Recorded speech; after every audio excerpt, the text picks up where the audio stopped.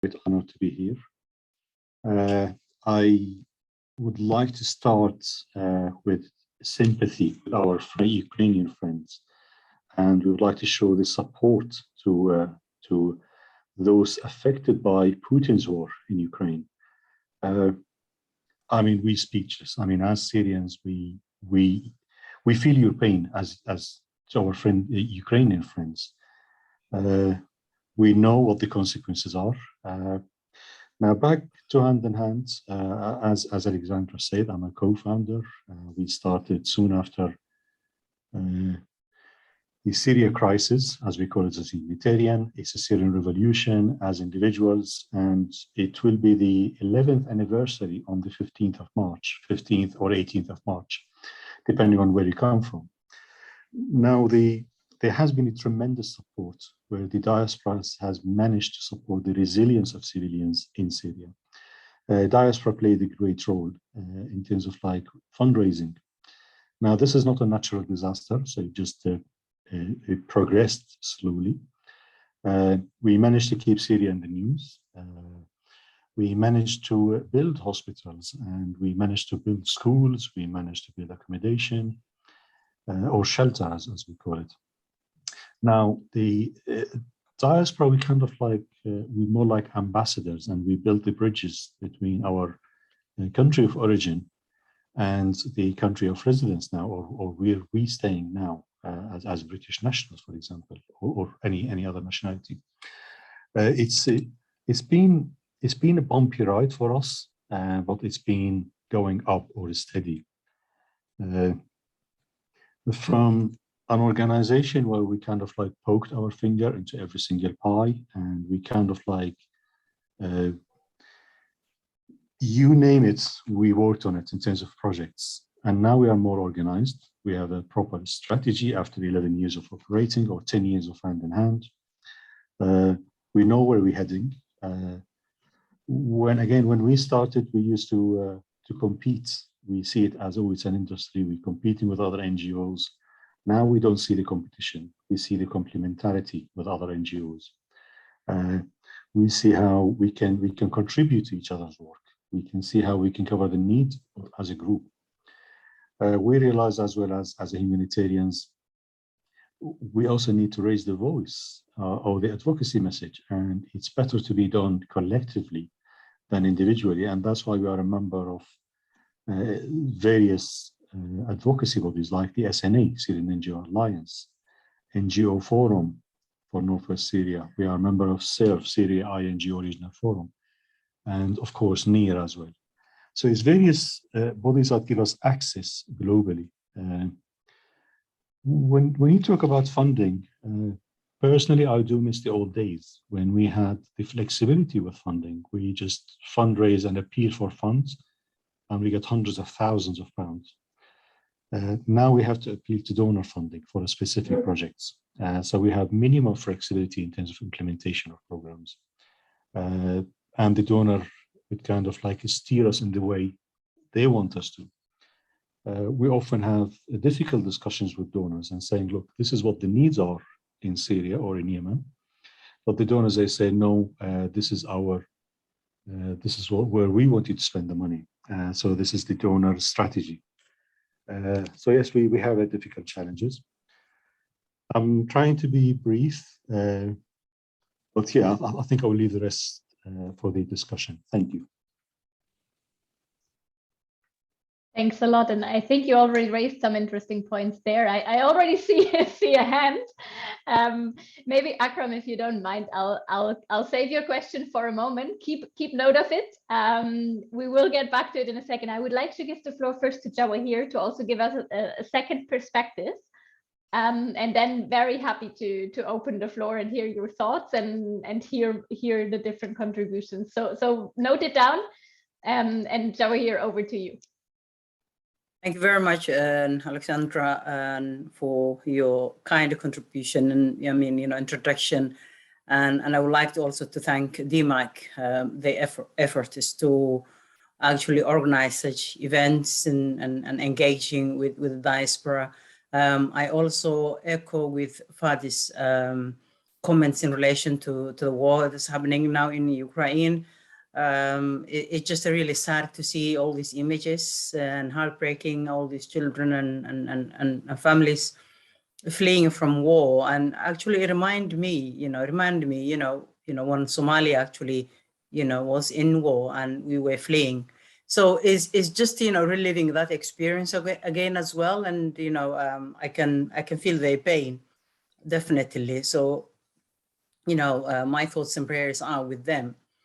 In terms of, the topic itself is very challenging, Alex, preparedness. And I'm thinking like, who can be prepared for these emergency things, even, the most well-developed countries, they're not able to prepare, such emergencies. Like when you look COVID, how it hit, in the West and everywhere, basically, without preparedness. So it's a really very challenging and interesting and topic, and especially when you look in a country like Somalia,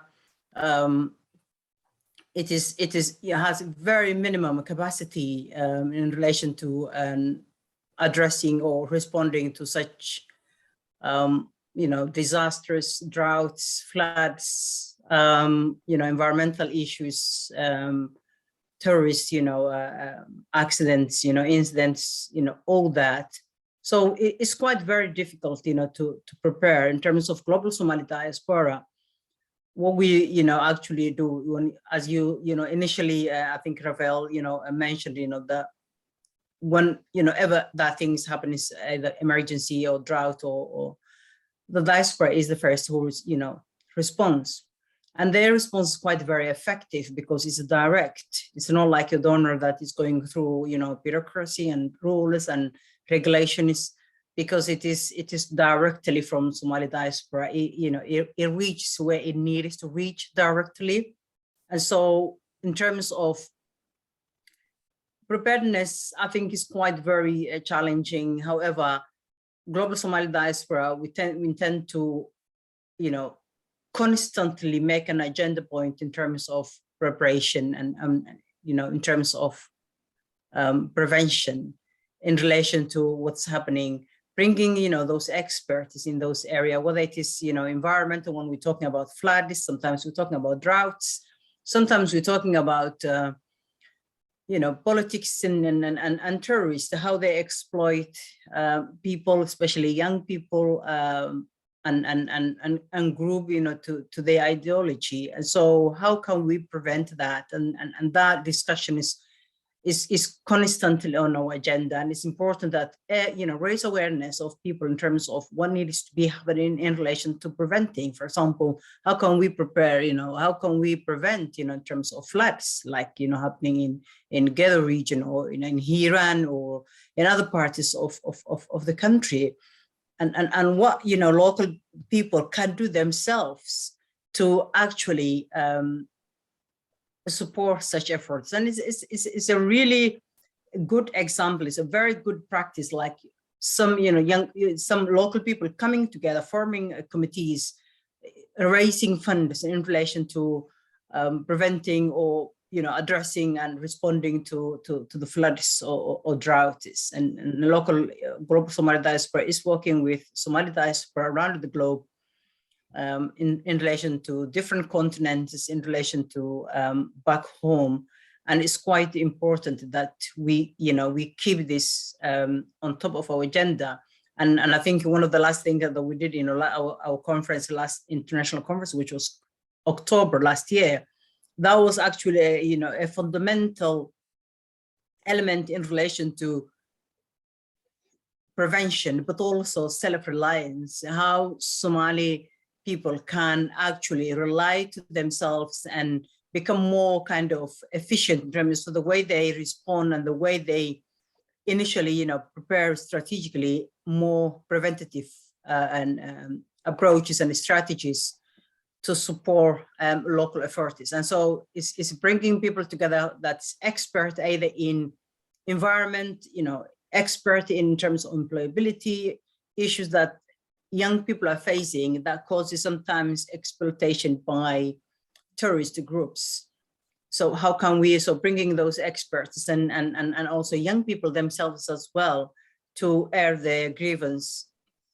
And other way is about in terms of we got resources in terms of our country is very, very rich country, and it's about how we utilize that resources to the best way possible in order to prevent in terms of food security issues. And for example, when drought hits, then we are reactive.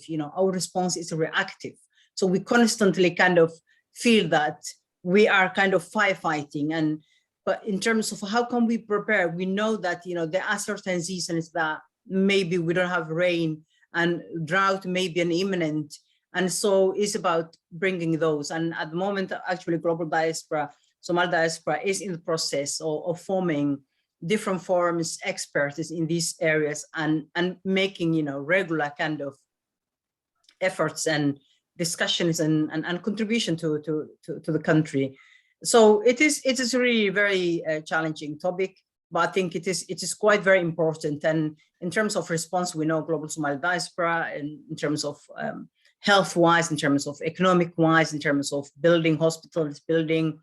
One of the efforts we participated as a Global Somali Diaspora was like when COVID actually hit Somalia, was to actually mobilize, but also Somali Diaspora as well, mobilize them and country by country, actually, and making them people aware in terms of the danger of this virus, because sometimes there's a lot of misinformation out there. So how can we misspell this misinformation and equip people with the right information? That helps a lot.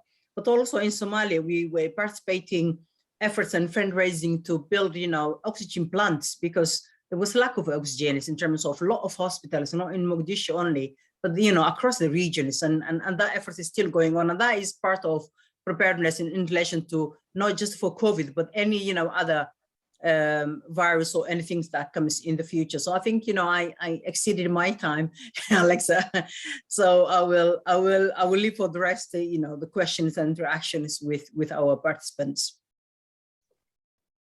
Thank you very much, and I think also there's some extremely interesting points raised. I think we'll explore further in the conversation.